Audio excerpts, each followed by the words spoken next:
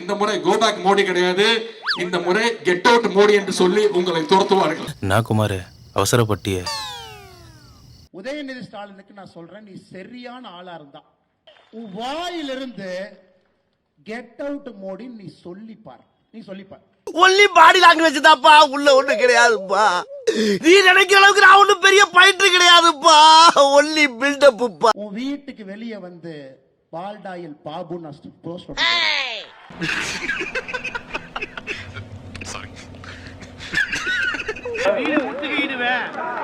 வர சொல்லுங்க. முடிஞ்சா ஏற்கனவே அவரு அறிவாலயத்து பக்கம் ஏதோ ஒன்று பண்ணுவேன்னாரு. முடிஞ்சா அண்ணா சாலை பக்கம் வர சொல்லுங்க, தைரியம் தான். எதுக்கு இதெல்லாம்? முதல்ல நீ முன்னாடி வந்து இப்படி கேட்கறதே தப்பு. அண்ணா சாலையில எங்க வரணும் திமுக காரன் நாளையும் தேதியும் இடத்தையும் குறிக்கட்டும்.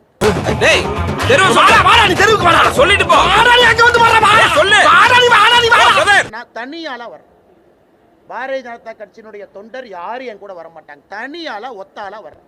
வேற எங்கடா வரணும்? வேற வரதுக்கு இடமே இல்லப்பா. இதாப்பா எட்டு எப்ப ஒரு பேச்சுக்கு அங்க வாங்கிவான்னு சொன்னா உடனே சொன்ன இடத்துக்கு சரி வந்து பீதிய கிளப்பலாம். என்னப்பா நியாயம்? இன்னைக்கு முழுசுமா திமுக ஐடி விங்க எல்லாம் சேர்ந்து நீங்க முக்கி இன்னைக்கு முழு ராத்திரி உட்கார்ந்து கெட் அவுட் மோடின்னு எவ்வளவு ட்வீட் போடுங்களோ போடுங்க. டைம் கொடுத்ததுக்கு தேங்க்ஸ். ஏய் ஃபூல், அவன் நம்மள கலாய்க்கறான்டா. நாளைக்கு காலையில சரியா 6 மணிக்கு காலையில கெட் அவுட் ஸ்டாலின் நான் ட்வீட் போடுறேன்.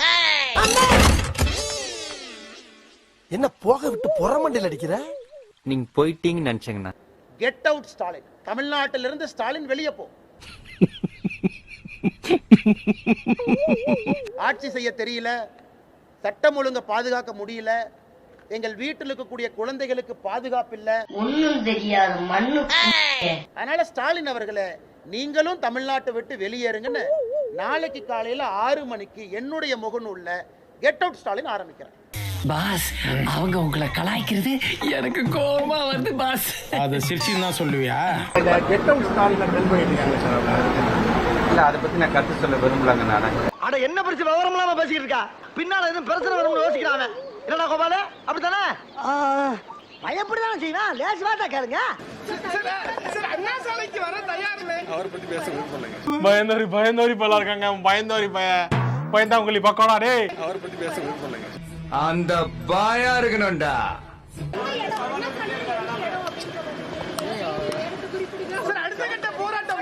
எடுத்தேம்பாரு ஓட்டம்.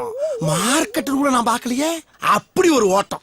துணிச்சலை மனத்திலே வளர்த்தவன் நான். தமிழ்நாட்டுல விவாத பொருளா மாறி இருப்பது இந்த மும்மொழி கொள்கை. இந்திய திணிக்கிறாங்க. பரம்பரை இதே புரிய வைக்கிறீங்களே, இன்னும்டா நமக்கு போகாம இருக்குது. உங்களோட பார்வை என்ன? முழுக்க ஒரு ஏமாற்று வேலை. இருமொழி கொள்கை எங்களுக்கு வேணும்னு சொல்லிட்டு மும்மொழி கொள்கையை கடைபிடிக்கிறாங்க. சார் புரியுற மாதிரி சொல்லுங்க சார். தமிழ்நாட்டில் இருப்பது இருமொழி கொள்கையா மும்மொழி கொள்கையான்னு கேட்டீங்கன்னா, தமிழ்நாட்டு அரசு பள்ளிகளில் இருமொழி கொள்கை, தனியார் பள்ளிகளில் மும்மொழி கொள்கை. அதை வேற ஞாபகப்படுத்திட்டீங்க. நெஞ்சமெல்லாம் பொண்ணா இருக்கு தம்பி. நல்ல வேலை என் பிள்ளை எல்லாம் பாரின்ல படிக்குது. நீங்க இருமொழி கொள்கையை உறுதியாக கடைபிடிக்கக்கூடிய அரசாக இருந்தால், சிபிஎஸ்சியோ மெட்ரிகுலேஷனோ எந்த பள்ளிக்கூடமா இருந்தாலும் தமிழ் இங்கிலீஷ் தவிர வேற எந்த 3ஆம் மொழி இருக்கக்கூடாதுன்னு ஒரு சட்டம் போடுங்க. சொல்லு, நீதான் தைரியமான ஆளத்தை சொல்லு. சொல்றா. நீங்க என்ன பண்றீங்க? பாலிசிங்கிற ஏமாற்று வேலையில நீங்க அரசு பள்ளி மாணவர்களுக்கு துரோகம் பண்றீங்க. அரசு பள்ளி மாணவர்கள் இன்னொரு மொழி கற்கறதுக்கான வாய்ப்பே இல்லாம பண்றீங்க. தொடர்ந்து 1960ல இருந்தே இங்க வந்து பாத்தீங்கன்னா இருமொழி கொள்கை தான் வந்து பின்பற்றப்படுது. இருமொழி கொள்கைங்கிற வார்த்தையை வச்சிருக்கீங்க சார், பாலிசியா வச்சிருக்கீங்களா நான் கேக்குறேன். வந்து இப்ப நான் என்ன உங்கள்ட்ட சொல்றது? இல்ல அரசு பள்ளிகள்ல இருமொழி கொள்கை தானே, அதுதானே பாலிசி. அதுதானே நட்டம். தனியார் பள்ளியில் யார் படிக்கிறான் அந்த கேள்வி தான் எழுப்புனேன். என் பையன் தானே சிபிஎஸ்சியில் படிக்கிறான், என் பையன் தானே மெட்ரிகுலேஷன் படிக்கிறான். அங்கெல்லாம் என்ன மொழி கொள்கை சொல்லி? அப்ப காசு இருந்தா நான் அங்க போயிடுறேன். என்ன இடிச்சவா நினைச்சிட்டியா இல்ல பைத்தியக்காரன் நினைச்சிட்டியா இல்லன்னா குடிய வச்சு மொத்தமா நான் போலாம் நினைச்சியா? காமராஜர் இருக்கும்போது கல்வி கண்காணித்தவன் எதுக்கு சொல்றோம்? 100% தமிழ்நாட்டில் அரசு பள்ளிகள் தானே. தனியார் பள்ளிகள் கூடிக்கிட்டே போகுது, அரசு பள்ளிகள் சுருங்கிட்டே போகுது. ஏன்? நீ கேட்ட ஒவ்வொரு கேள்வி என்ன செருப்பால அடிச்ச மாதிரி இருக்குடா. மாதிரி இல்ல, உண்மையிலே செருப்பால தான் அடிச்சு. தனியார் பள்ளிக்கு போகணும்னு நினைக்கிறவங்க அங்க போட்டோம், அரசு பள்ளியில படிக்கணும்னு நினைக்கிறவங்க அங்க படிக்கணும். அரசு பள்ளியில் யார் நினைக்கிறா? கலெக்டருடைய பையனா, அமைச்சருடைய பையனா, எம்எல்ஏ பையனா? கொஞ்சம் உண்மையை பேசி பழகு.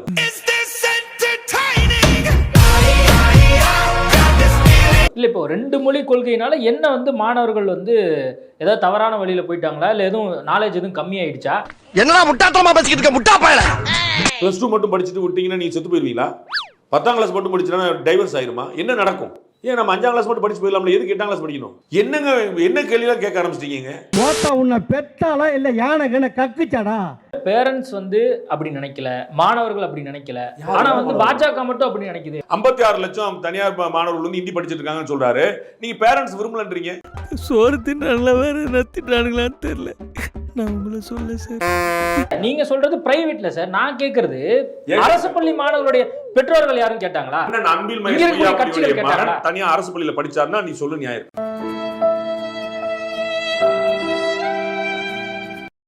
முப்பத்தி மாவட்ட கலெக்டருடைய பிள்ளைகள் வந்து தனியார் அரசு பள்ளியில் படிச்சாங்கன்னு சொல்றாரு.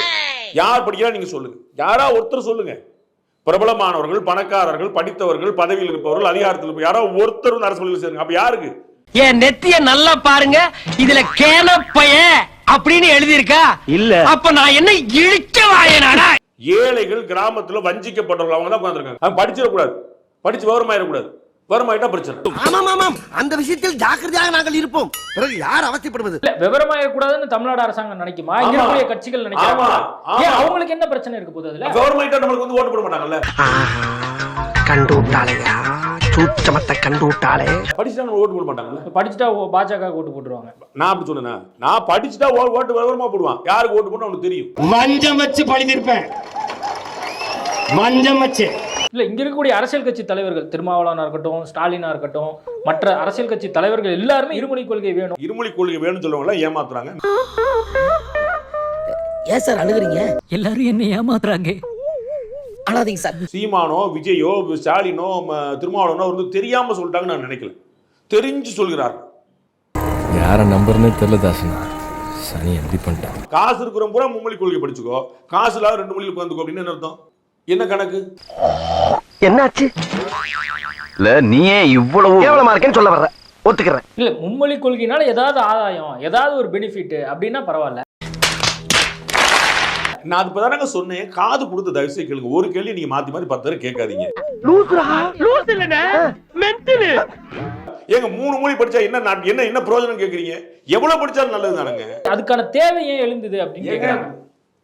அடங்கம்மால சாரி, அதான் 3வது முறையா சொல்றேன் நான் ஒரே பேட்டியில.